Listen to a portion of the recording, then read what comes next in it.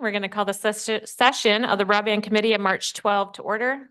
The first item on the agenda is our first set of public comment time. If you'd like to make a comment, please come up to the podium, state your name, and you have up to 3 minutes to direct your comments to myself, Commissioner Miedema, as chair of this committee. Is there anyone in the public that would like to make a comment? All right. Seeing none, next is approval of the agenda. Is there a motion to approve the agenda? So moved. Support. Right. We have a motion and a second. All those in favor say aye. Aye. All opposed, nay. All right, agenda is approved. With no consent resolutions today, our one action item today is the election of a committee vice chair of the Broadband Committee for 2024. First, can I get a motion? So moved. Second. Right. Are there any nominations? Yes, Commissioner. Madam Chair, I'd like to nominate Commissioner Joe Moss as Vice Chair of the Broadband Committee for 2024. Are there any other Support. nominations? Okay. Support that. Any other nominations? Right. If we're all set, if we could please take a roll call vote on this. Mr. Moss, Moss. Ms. Cosby, Moss. Mr. Belknap, Moss. Mrs. Wenzel, Moss. Mrs. Medema, Joe Moss? Mr. Moss, has the most votes. All right, thank you. All right, well, this is our very first broadband committee meeting, and Paul Sachs is joining us today, along with, I see some members, I think of 123Net, to lead us through several discussion items. And the first discussion item is an update on the state's Robin broadband grant funding, where Paul, I believe, is going to provide us first with an overview and then some final grant details provided from representatives of 123Net. So I'll just let Paul take us away. I think it's gonna be mostly your meeting leading us. So thanks for being here and all the work you're doing, Paul. Yeah, right. Well, thank you all very much. And I'll reiterate that it's great to have this initial kickoff meeting for this broadband committee and the project as a whole. And also want to thank each of you for extending your time today to have this meeting. So, and also grateful to the representatives of 123Net that are here with us. So I just want to tee some things up on status of the Robin grant. And I'd like to begin by briefly reiterating the challenges we have on identifying unserved households across the county. And it's been perpetually, historically, a challenge on understanding where broadband access is needed. And it's been perpetuated historically from the FCC and ISP-driven data that informs the public at large on who has access to reliable high-speed internet and who doesn't. So the map here on the right was several years ago an FCC map. Since that time, they're gradually going through a revision process to update where availability for broadband exists and doesn't exist. And that will lead into our conversation here about Robin and what these next steps are moving forward. But we did engage with Merit Network 2 years ago, 2.5 years ago now, to help drill down a little bit further on recalculating or recalibrating areas of need for broadband access across the county. So the two map comparisons here start to give a better indication of not only what we're hearing from residents, but what they're actually experiencing from a service delivery perspective. And so the more white block groups that you see on the map to the left represents, generally those households that don't have access.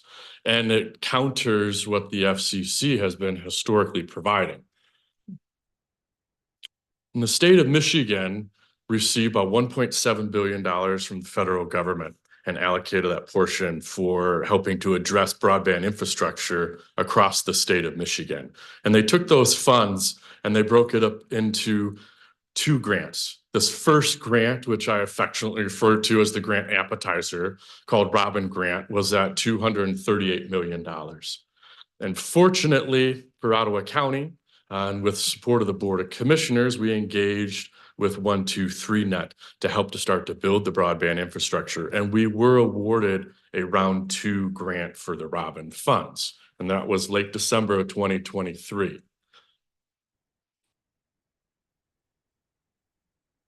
Clicky's not working.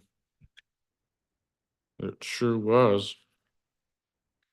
Can you click once for me, Shannon?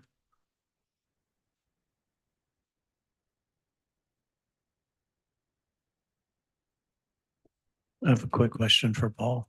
Is it moving at all, Shannon? Go ahead. Hey, Paul? Okay. Can you repeat what the federal government number was that gave out to the states? What was that? Michigan, it was about $1.7 billion. And there you go. That's that last bullet there. So with the 1.6 billion is going to be rolled out for broadband infrastructure through the next grant program that's rolling out called BEAD. And BEAD is broadband equity access and deployment, I believe is that acronym.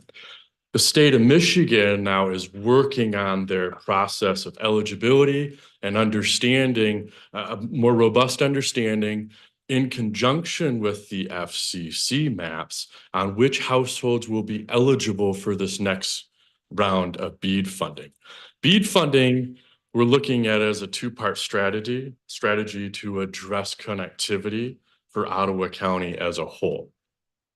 So with Robin, I'll start here with this map that identifies those red dots are the continuously refined FCC data. And those are household points where the FCC maps say these households have less than 100 megabyte download speed and less than 20 megabytes upload speed. Those speeds of less than 100 are considered not sufficient enough and more reliable enough, as we're dealing with much more data transfers across the internet equipment. So as you can see here, our households are scattered across Ottawa County on which households do not have the adequate speeds. Some of the initial numbers that we're looking at here, we're about 10,000 households without access to reliable internet, and nearly 27,000 are some of our estimates that have less than 100 meg download speed. The Robin grant that we were awarded through the state had a separate layer of eligible households. And this is important to understand is because the FCC right now is in a version 3 of their continuous refinement of what those eligible households are. So every version, the FCC will do this process essentially called challenges, where you can go and challenge the maps, and the internet service providers do the same thing. Residents can do the same thing. And then the FCC issues another map, says, okay, we're getting a better understanding across the country on where broadband is and isn't. So in between those map revisions, the state of Michigan released the Robin grant program. And those were those blue dots were the original eligible households for the Robin grant. To note those red areas, I want to highlight here, again, the red dots are underserved households.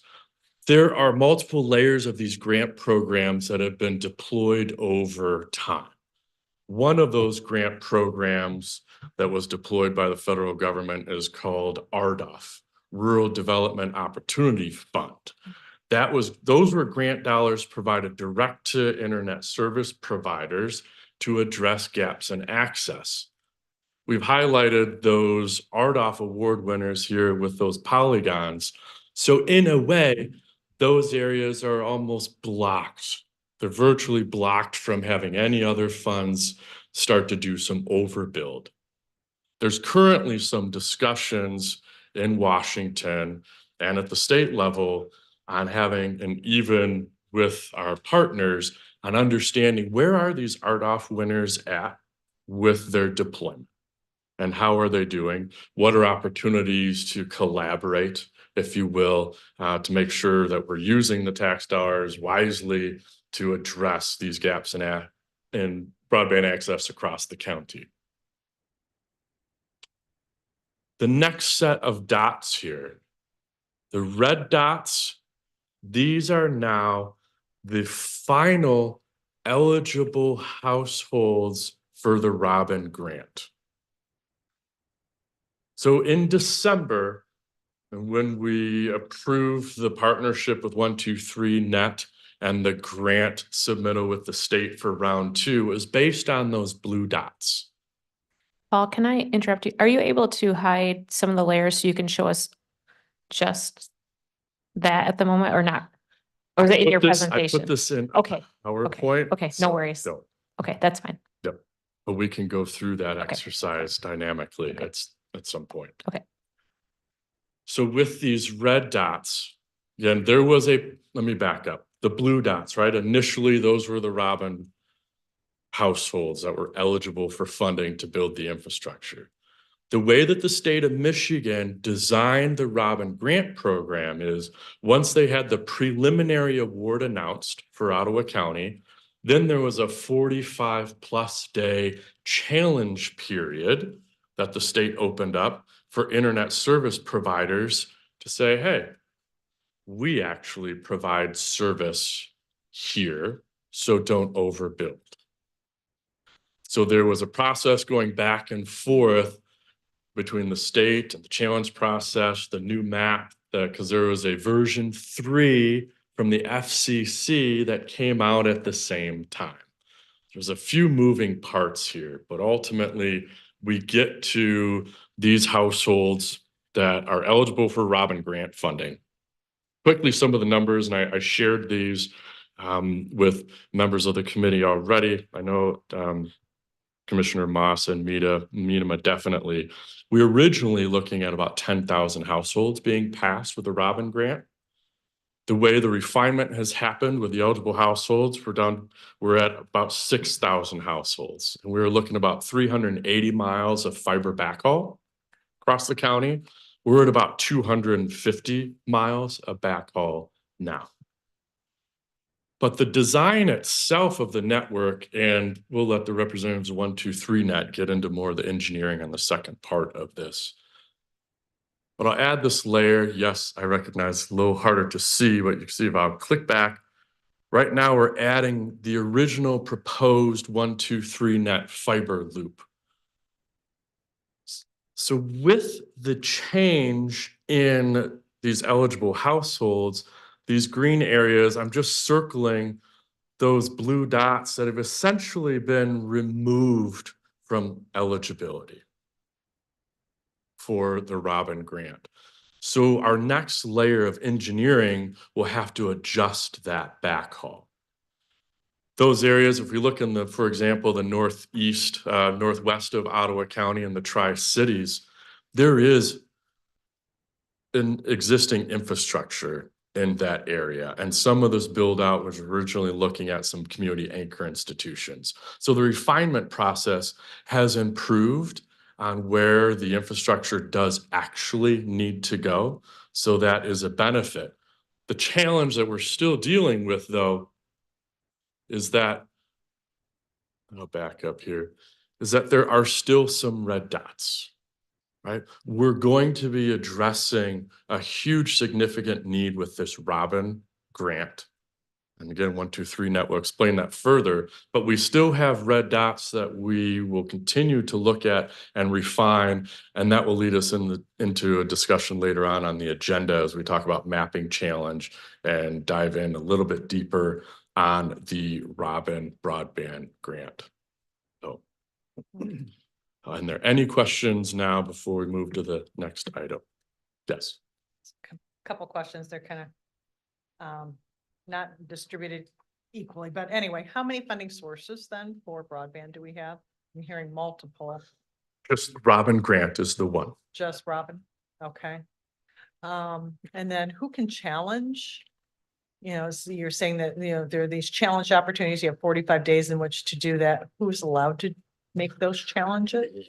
Yes. I'll have some slides on that a little bit later on the agenda, but ultimately we're going to need community engagement in this. And we've set up a partnership with the state's high-speed internet office and Merit Network, where the individual challenges by residents, and there'll be a portal, and I'll walk through that a little bit later. They'll be able to go in to a web portal, type in their address, and it'll pull up the FCC map basically, and the FCC map will say, you're served. A resident can go, that's not true. And they can challenge it. Those challenges then get submitted and go in with Merit Network in the MyHigh office, the state high-speed internet office, and they will do a kind of called a bulk challenge that will then get submitted back to the NTIA and the FCC to refine the map that will then lay out more eligibility for BEAD, that next grant that comes through. Okay. So there are 10,000 households right now that are eligible, but there may be more through this challenge process. With the Robin Grant, they were awarded about 6,000 households. But we know in the county, there are more households than that need access. So public engagement will be important to challenge the maps and to then help look at the infrastructure needed and figure out the dynamics of engineering and cost modeling on how we address those continued needs. Basically, this Robin grant is going to take solve a huge chunk of what our challenges are for our residents, but it won't solve everything right now. So we need to stay course. Thank you. You're welcome. Other questions? Paul, I have a question. When is the 45-day window? Yes, it starts March 25th. So in the slides that are coming up, staff, I have a couple of my staff are here, Joe Pearson, Lexi Casper. They have been helping create and draft up some of the social outreach that we want to promote into the community to have residents become informed and explain how they need to do the challenge process. And maybe you're going to talk about this next, so you can tell, can I stay on this topic? Or are we Sure. going? Okay. Yep. After that 45-day window, what's the next window of the challenges all being looked at? How long is the next timeline? That is a great question. It will likely be several months. We're on version 3 of the FCC map now, so we'd be looking at a version 4. And that process has been 6+ months. These guys might know a little bit better than me, but it will be quite a while. I think we're anticipating that the state's BEAD release for applications likely won't be until later this year, early next year. Are the challenges the 4,000 households that are no longer receiving the current Robin funding? Am I understanding that correctly? So that when you went from 10,000 down to 6,000, Yep. are the challenges within that 6 to 10,000? It can be, Okay. yes, those households are like, okay, that fiber route's not going by me. They can challenge it, and anyone else. Because if I back up here, those blue dots represent what the FCC is initially thinking these residents are served. So even those residents that are classified as blue, we also want them to go into the challenge process as well, if they're able to. So what- it could be more red dots. It could increase that 4,000 to even more potentially. So what is the likelihood of the challenges becoming part of the work that is supposed to be done by the end of 2026? The engineers at 123Net could probably better explain this, but we have eligible households scattered about with those orange dots, right?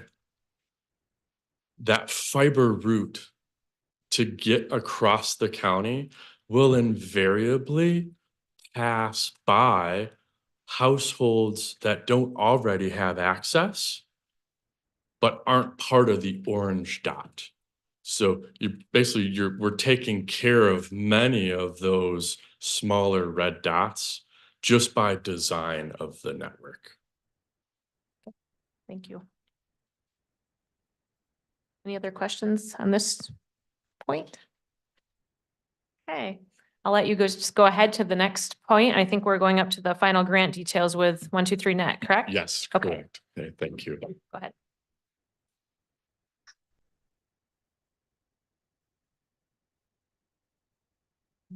I think Daniel, are you going to lead this one?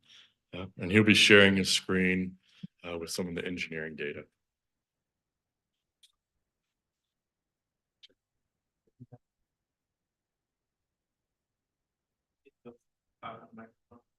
Yes.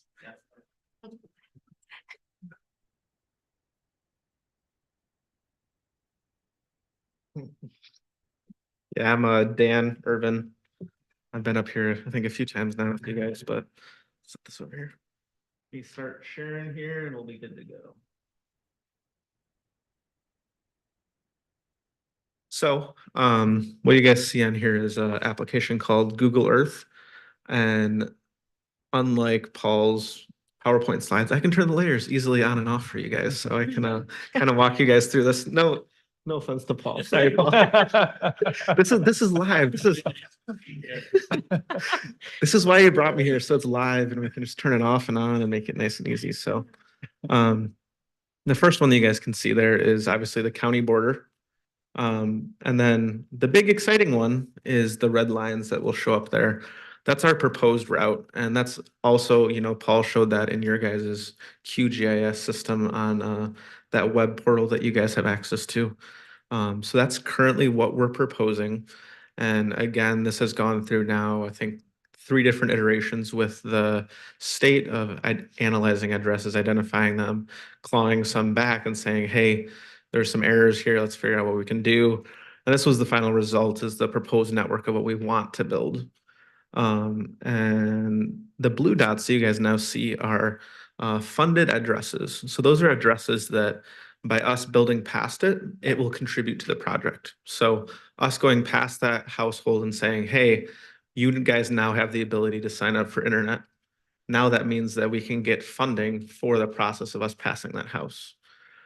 So those are the key things. And, as Paul was up here and Midema, as you were discussing, the difference between passings and funded addresses is very important. So there's 6,000 passings, in this network approximately that we're proposing. There's only about 2,000 or so funded addresses that we're receiving money for, but that means there's an additional 4,000 parcels or addresses that we're going past as a part of the project. And that's the real benefit, is that not only are we getting funding for the individual addresses, but also we're building network past another 4,000 people that may already be considered served, or because of clerical issues, they may not be served, but they're going to be served regardless. And as we've said many times, anyone that we build past, we want to serve them. We want them to be our customer. We plan to be ready to serve any address that we pass with this network. And then the last layer I have here is a little bit more chaotic, but this was the original application address list that we supplied Robin almost a year ago now, or whenever the final application was submitted there. And you can see quite a few different areas, as Paul mentioned, were cut out. The Grand Haven area, they cut out a good chunk of network there. Over here in the Port Sheldon along the lake, a good chunk of those addresses were cut out. Down in the Zealand Charter Township area, some stuff was cut out there. In Allendale, we had another big chunk that was cut out of the network. And then up in the northeast there, we also had a big chunk that was cut out. But going back to the point I made earlier, if we zoom in, this is a great example right here. We're building down this road. We're going to get funding for all the addresses on the west side. All the blue dots are receiving funding. The white circles are not receiving funding. But we're building down this road. We're going to serve, and we want to serve both sides of the road. That's our plan. So even though we didn't necessarily get funding from the state to serve these addresses, we plan to, because we're building past them anyways. So that's kind of an overview of the map. Do you guys have any questions? Want me to turn any layers on and off? Questions from committee? Okay. Go ahead. I have a Commissioner Kowski. question. So, and maybe you guys did cover this and I've missed it, but what disqualified the 4,000 from the map? Because I lived in one of those locations that was disqualified, and I will tell you, Mhm. it had no service, like dangerously so. Yeah, and that speaks to some of the layers that Paul was showing. I don't have the layers on my map, but Sure. some of those locations have, I guess the best way to say it is, planned funding receiving from the federal government or the state government that maybe hasn't been executed on yet. And as a result of that, then that makes that location not eligible for service through the Robin application. They don't want to double up on funding, or they don't want the chance that there's going to double up on funding for those addresses. Okay. That's part of our understanding, is that's part of the benefit of this challenge process through BEAD, is you can say, hey, this hasn't happened yet. What is the actual plan here? And, escalate it to the Michigan My High office and say, hey, I was supposed to get funding for this. I'm supposed to get service, but why am I not getting it yet? Can this be included in the BEAD in the next, grant process? So anticipated future funding is what Hopefully. disqualifies, hopefully. We would love that. Yeah. But also, I mean, it also runs into this, unique dynamic of once we build past it, then all of a sudden you're going to be served. And so then the funding won't be available because you'll be able to be served through 123 net. So it's kind of this weird dynamic there back and forth of, finding areas that we're not building past that we can continue to expand the network. And, that really is our vision. As you guys can see, once I turn off all the dots, we have lines all over the county here. And as we Can you find, pull out to the lake shore a bit? Or Yeah. just so, yeah. so, as we go through the next processes, we're excited to continue to expand this network, It's 250 miles approximately is what's currently being planned there. So, Thank you. yeah. Any other questions? Anyone? I think Okay. we're good at the moment. Thank Great. you. Yep. All right, so this leads us into, I believe, our anticipated next steps. Paul, are you able to talk to 2A, engaging local officials in high-level fiber route design? Is that you? Do this jointly? Sure. Yeah. Okay. Yep. Go ahead. My name is also Dan Irvin. And I'm the CEO of 123 Net. So when we look at this project, think of what's on the critical path, and on the critical path is this high level design. So what you saw that Daniel had, an important step is getting with people in the community and seeing if that route makes sense. Those routes were kind of put in there conceptually, point A to point B, and we want to know from people that might consume it or have some interest in having it route one way or the other. So we want to meet with those people as soon as possible. And that's on the critical path to getting the project started. I think we have about 2 weeks before we have to report that back up to my high.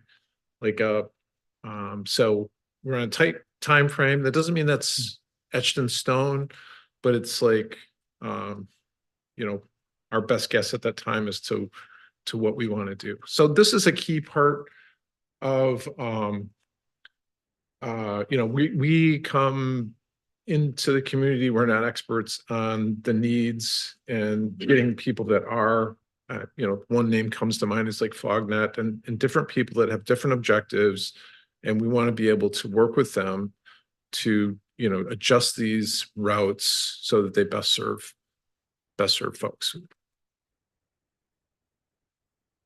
And we've been talking about that process to engage our local officials on the mapping. And some of our initial conversations are to look at the county as in the quadrants. And we've got a tight timeline, but Dan has explained to me before, even though we got 2 weeks until they need to submit something back to my high office, there's still opportunity after that point to navigate the design based on the feedback we're getting from township managers and supervisors, for example.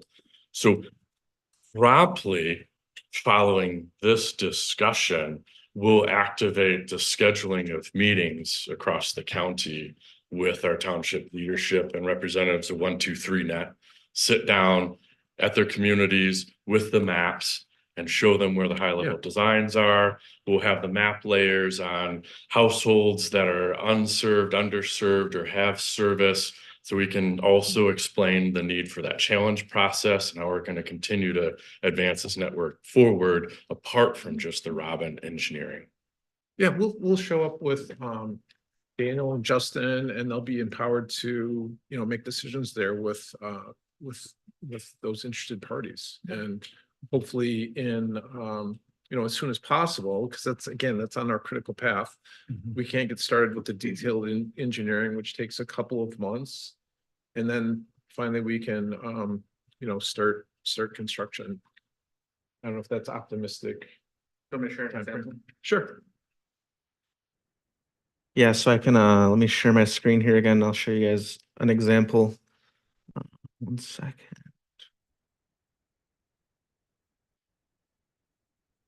So here's a perfect example. Again, reminder, the blue dots are the addresses that we are receiving funding for. And the red line is our proposed route. I drew this line going up this road because it looked the most favorable to me. I'm not a part of that community. I don't know what's there. Maybe it makes sense to go one road to the west. Maybe it makes sense to go 3 roads to the west. Those are the types of input. Like, as you can see, from a financial project perspective, there's no benefit to us going down that road compared to another road. But from a community development perspective, there may be a huge benefit to say, hey, no, don't go down that road. This other road's a lot more important to us. We want to make sure that we're serving, this key institute or this key area. So that's a prime example of it. And there's other instances of that, just north of here, crossing the freeway. It's like, hey, that's where we decided looked the most favorable to us. Maybe it makes sense to do it someplace else. And those are the conversations that we want to dive into. Are you having conversations with like the Home Builders Association, for instance? This is you're talking about proposed developments or what makes. I don't know that sense? we have in the county yet, but we would love to have those conversations. We have individuals that's their primary duty is to deal to sell into MDUs or to people that are developing property. So that's an important part of a very important part of 123Net's business. And so, we would love to, if you have some Contact. warm introduction or whatever you could provide there, we would try to capitalize on that as best we could. Okay. Yeah. Maybe I can pass it on to you, Paul, too. Yeah, I don't know if you're connected with HBA or not. Yeah. You're connected with everything else. Just Yes, wonder- we have some connections with Okay. Home Builders Association and Lakeshore Home Builders. And I think in addition to direct connections, part of this effort here is to also promote the outreach on what we're doing in Ottawa County. And then the more people learn about it, we're asking for feedback, they'll be able to connect with my office or with 123Net and talk about opportunities to extend service. If there is a new development, for instance, that's being built, I would think that 123Net would say, well, yes, there's great uptake rate right there. It makes sense for us financially, even if it's not part of the Robin grant, to extend a fiber line to that neighborhood. So again, more awareness, more conversations as we progress on this project next several years will be very advantageous. Now, what triggered my question is the north-south route that you were sharing there. And I wondered, I couldn't see which street that was, if it was like 120th maybe, or yeah. Yep. And there's a lot of development that's going on kind of west of there. So Yes. it appears west and probably east as well. Dan or Paul, what is your plan of, how do you plan on communicating with the township officials? What's your method? For these initial meetings, I'm almost brainstorming as we're talking through this, because knowing that the timelines are getting a little tighter, I'd have to talk with the 123Net folks and your schedules. But maybe we just say, you know what, on March 18th here at the county facility, 123 is going to be here with all the maps. We email our local officials, who's available. Come on in. Maybe we set up multiple days to help expedite that type of engagement process. So Absolutely. A road show, and instead of a road show, you bring it here. that could be logistically a little easier and more Easier to efficient do, considering yeah. our timeline as I'm processing this. Yep. Maybe a couple dates even. Yep. Yep. Another question is, for the areas that were greatly left off of the new mapping, right? Are you going to be in communication with them? I personally feel it's really important that you guys are in touch with those who are no longer showing up on the maps. I know they were very much looking forward to what was put all in the news and the mapping that showed that they were going to be served. And I think that is really important, that the two of you would reach out to them. Yes, absolutely agreed. We are not going to let our foot off the gas on this project. The goal is to build this network out to everyone that we possibly can.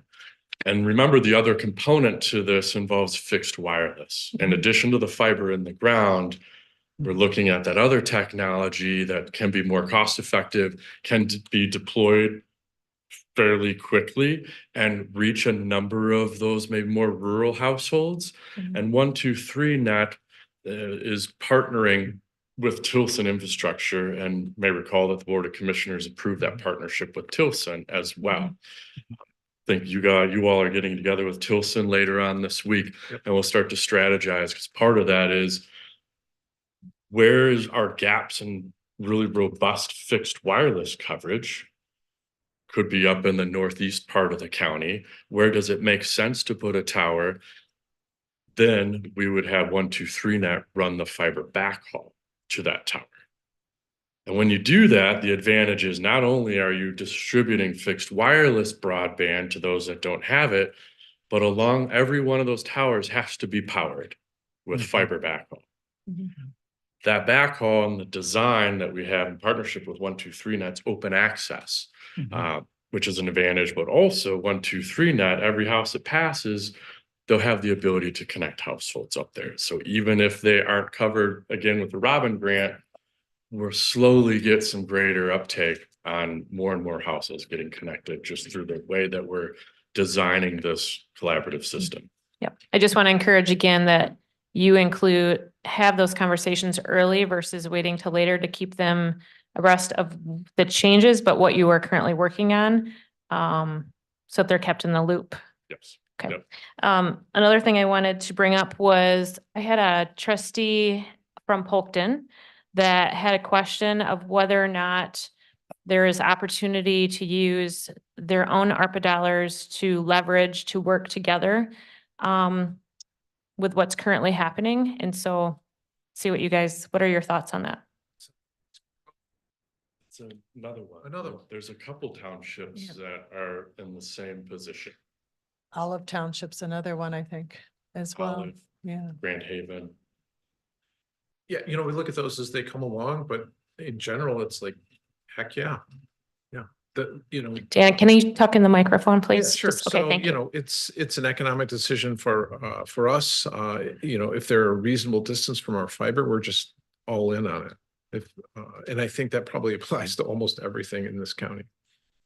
It's not more than a 5 or 10 mile build to get to almost any city, and we would be very excited to work with those folks. And they're each, you look at them each independently and see what they're trying to accomplish, and we would do everything we can to work with them. Okay. For sure. One question I would have is there any information that's come out on what ARPA dollars might be available? Has anybody talked about that, or are we just too early? Local township or local unit, do they have any dollars I set asked aside? questions to that and they didn't want to go into that evening. Okay. And so That's fair. they're just trying to find out if it's even a possibility at this point. Okay, Yeah. very fair. Sorry, Justin wanted me to add, Sorry, Dan, can you talk in the microphone again? Because those online need to be, Yeah. yep, thanks. Justin brought up, we're glad that we're your partner, right? And we would want to partner with them. And part of that is being able to leverage money that they have to spend to go after the next, the BEAD funding. So there could be a multiplier effect. Maybe they don't have enough to do what they want to do. If 123Net contributes, that would make an application a great application that might have a very high likelihood of getting funded and get another 50 or so % or more that they could work with to do what they want to accomplish. On the other hand, if it's just something they want to do on their own, that's fine too. That's why we have those tools that we can work with to maximize coverage. Hi, I'm Noah Laceris. Hi. Yeah. Your first question, Commissioner Miedema, if an address was removed from the previous list, it was likely for a very good reason, and that was the state or the federal authorities believe that address was either served or already received funding to be served, which is why it's so important that the community is engaged to find out if that's actually the case. If it's not the case, then we have the opportunity for BEAD, but that information needs to be updated. We don't have the power to do that ourselves. I don't know how positive they would look at other providers, just going through and telling everybody that they're not served in hopes that they receive funding. But the community members themselves would be the best litmus test for that. And that's why I think you have some slides coming up for that. But to answer your question, that it seems like it would make a lot of sense for residents to be upset. I believed I would receive funding through the Robin project, and now I'm not. Why is that? It's not because we don't want to provide it to them, but unfortunately, I feel like through our conversations with My High as well, it's kind of understood that we need to take care of some of these issues at some point, and hopefully we can do that with BEAD. Thank you. Come on up. So that's, Noah was close. He's our sales guy. We want to add just one little thing because I think it's an important thing. Yeah, my name is Justin Lampman.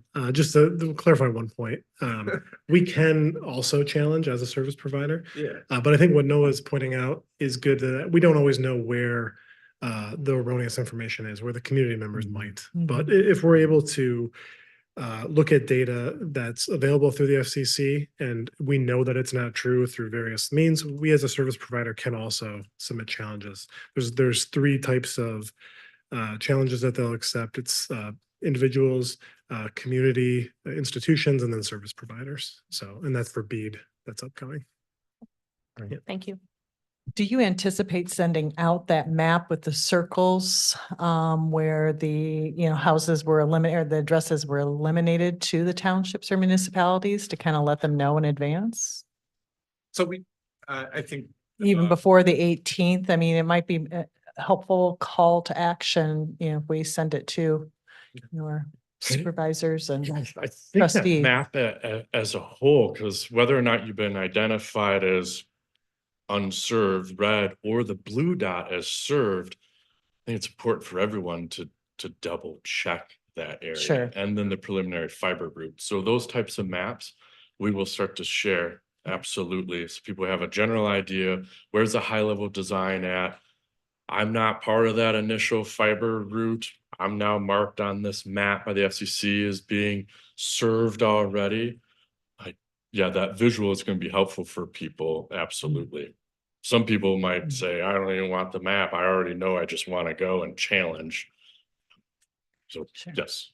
And with the allocation deadline coming up really quickly for ARPA, I had the same concern, Olive Township had the same concern about how they spend their money within the ARPA requirements. I do think that, what we heard is eligibility requirements got more relaxed the second go. There was like 2 sets of eligibility requirements for ARPA. I'm looking at you, Paul, because I know you were kind of the ARPA I specialist. don't know the But specifics. it was, of it. yeah, easier. It was easier to be eligible. Did you have something? Yeah, just a question, related to the actual projects themselves. This is all right of way type. There isn't any kind of easements or property acquisitions that would kind of hold you guys up, right? No, so most of the network would be right away work. There might be some of these addresses that are on private drives that we might need to navigate. So I'm not sure what the totality of that, but pretty much all of it's going to be right away work. Yeah. Okay. And then just always the caveat of coordination, with county road work or MDOT.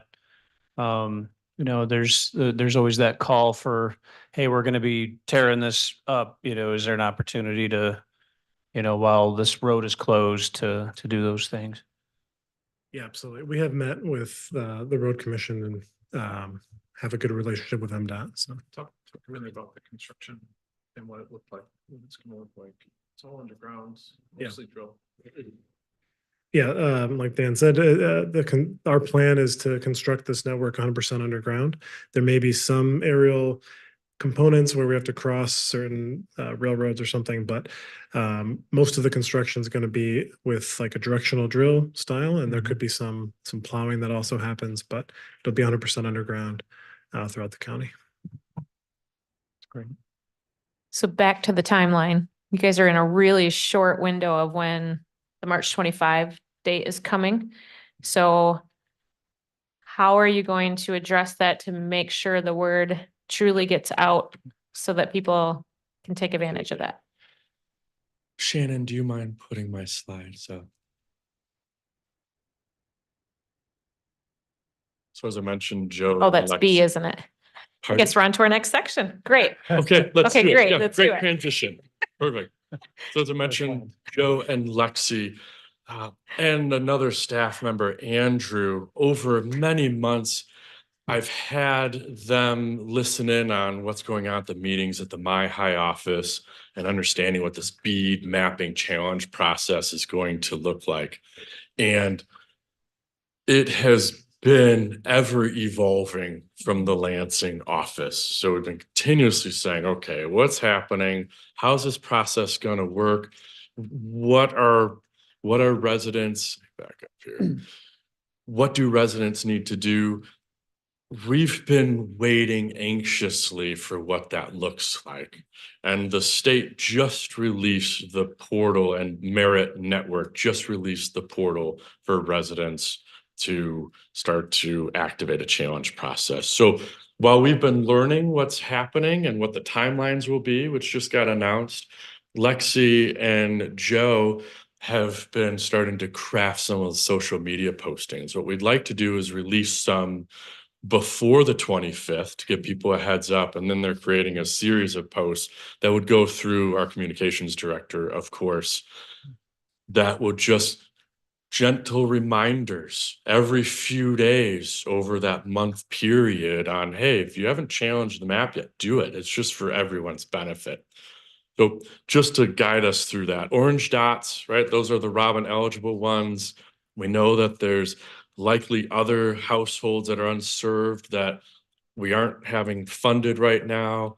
There are these blue dots that are claimed to have service. We need to challenge all of that because that is how BEAD is going to be defined.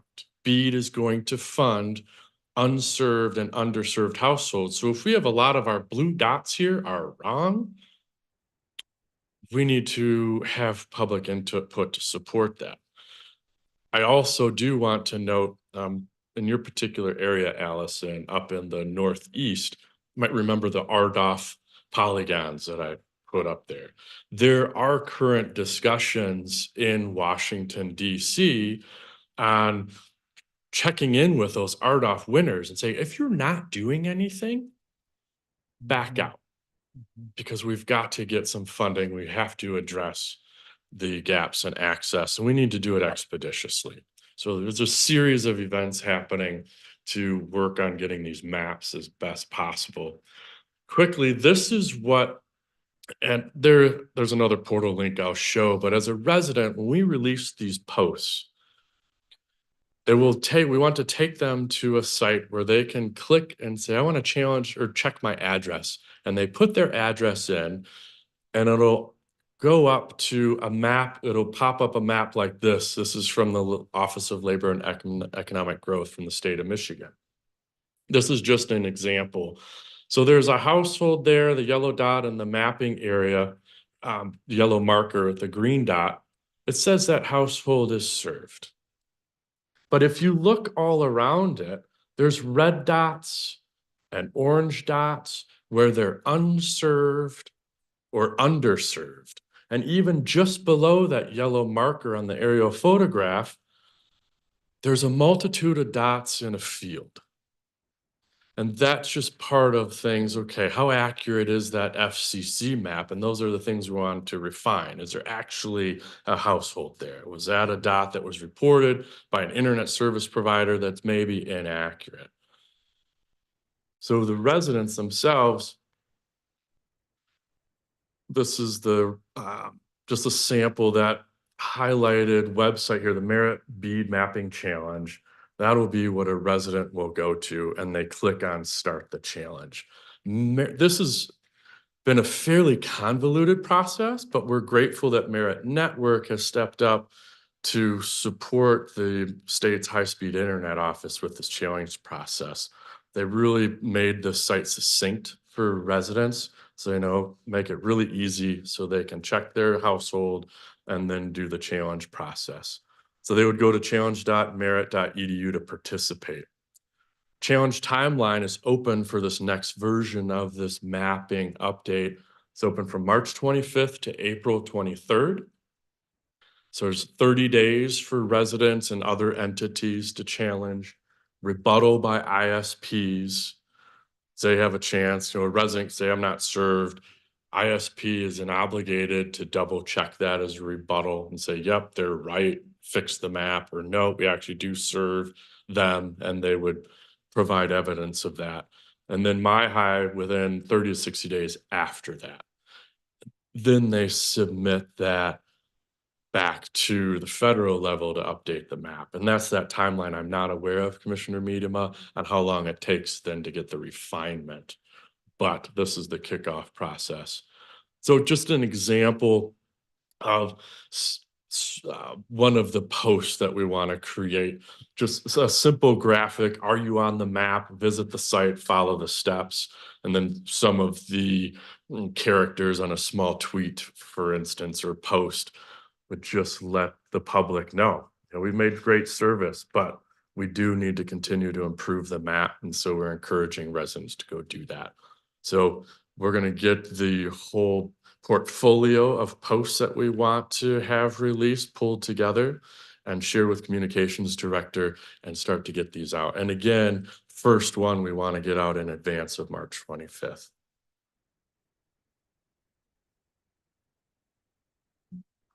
Questions that you guys have? Yeah, I'm just impressed with the amount of work that you've put into this. Thank you. Yeah, you're welcome. Thank you. Staff is doing really great. And I know conversations, maybe that's also a good segue in conversations that I've had with 123Net. And I know I forwarded a communication onto the broadband committee that CEO Dan Irving shared. I'm talking about the extent of additional work that needs to occur to keep this project moving along, from engagement on scheduling meetings to feedback from residents, coordinating county assets for various needs, liaison between permitting entities, promoting broadband through PR relations, other meetings, ribbon cuttings, a data manager for helping to verify the accuracy of what we need to do. So it can be resource intensive, and it's something for this committee to think about. And I'm grateful that my staff has been able to do a lot of the work to get us to this point. But over the next several years, there's a lot more work that needs to be done that might require some additional attention. I don't know, Dan, you want to speak a little bit more about how you see that working, maybe in other areas? Sure. So, it's a major investment by us, by the county, by the state and the federal government. And I think if it's like a project manager, from your side, making sure that we're keeping us accountable, assisting with a lot of the things that were on that the list that Paul just read. I mean, just being tenacious about getting broadband to every location where it makes sense to.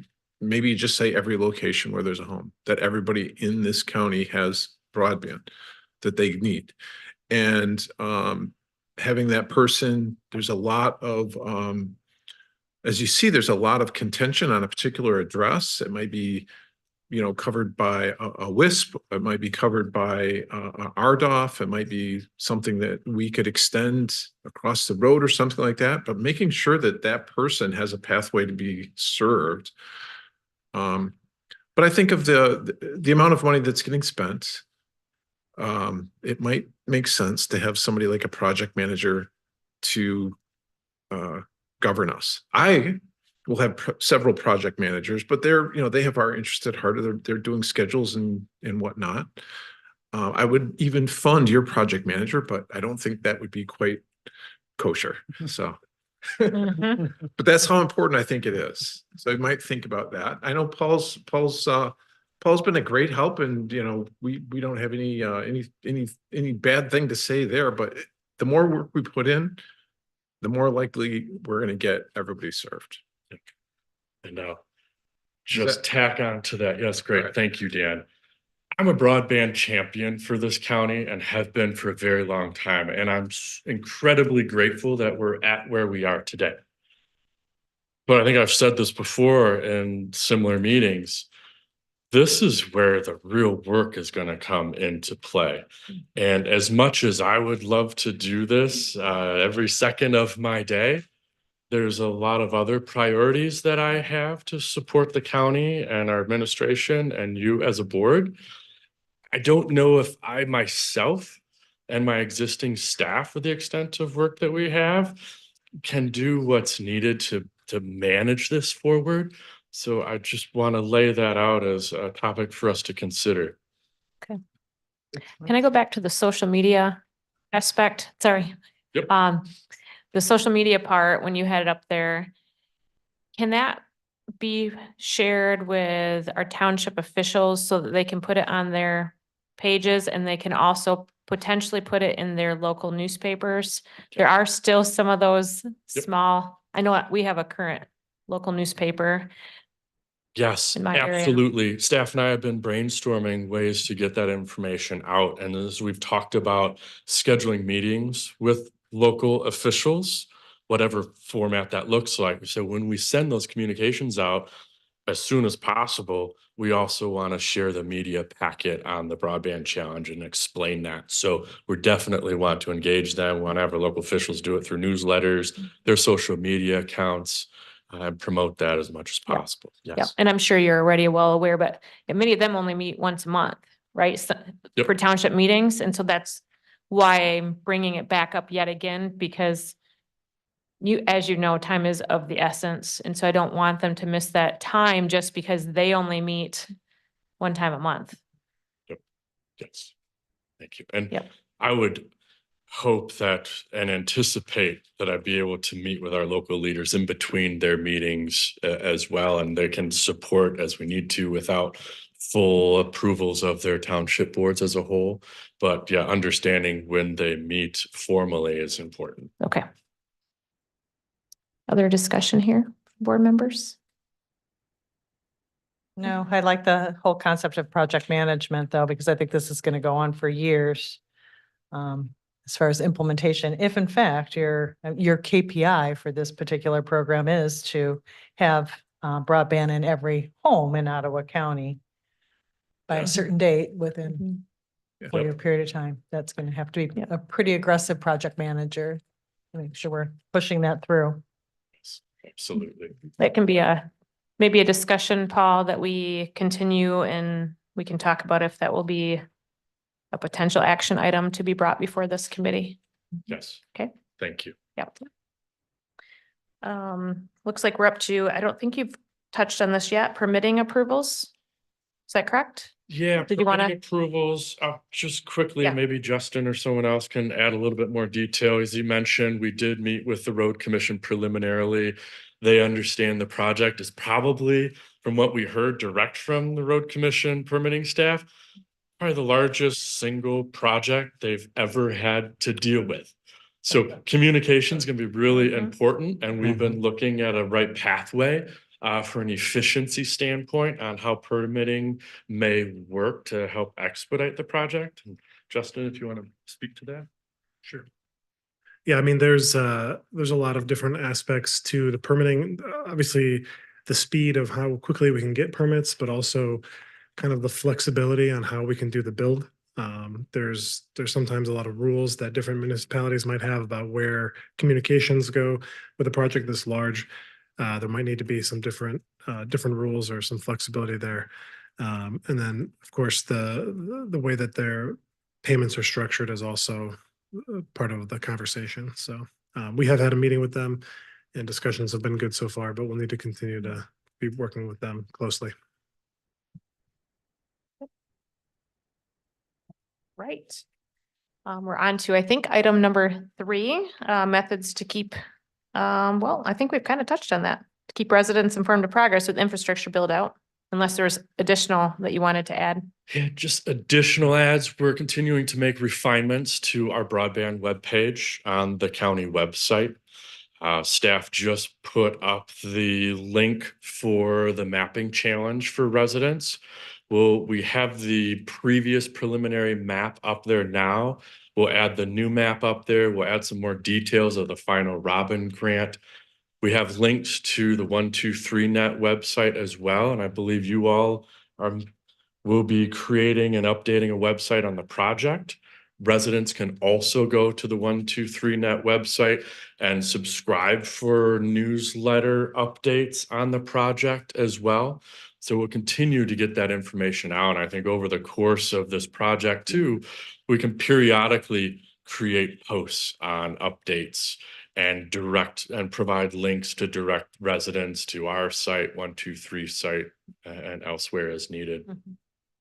For questions people have, Paul, either whether it's navigating the challenge site or other questions they might have, is there a contact information provided? Yes, to reach out to?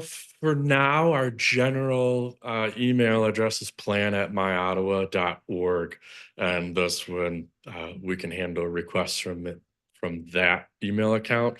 We might have to think about something a little more intentional related specific to the project, especially if we get a broadband manager, there'd be a specific point person to help relay questions. I think also there's big benefit because they're of creating an FAQ perhaps, because oftentimes there are similar questions that are asked, and that would be a very useful tool. I like that idea. Yep. Other thoughts here? Okay. We have on here our next meeting, and potentially maybe that's something will need to be before the second quarter, if that's an action item that you want to consider, Paul, to have a conversation on. But at this point in time, I would just say we can be in communication Yes. and we'll schedule as needed. And when there's more information to cover a good amount of stuff for the public. So. Absolutely. Yep. It's important to me to maintain our communication so Great. we know where this project's going. I have one comment on that, Mhm. just for the chair, if you'd like, or if we get to a point where you need or see an advantage to updates at a board meeting, we could always do a committee report or have you or have Paul or somebody do correspondence or whatever we need to do. If you need to highlight anything or. Sounds good. Just another comment that are there quarterly meetings with the leadership at the road commission? In the instance of permitting or, status updates and that type of thing, that's just another opportunity. It's another avenue. It's great. Good suggestion. I just want to say thank you, Paul, for all your work, and 123net, all of you for being here today. And I can tell you guys have been busy. So keep up the good work. And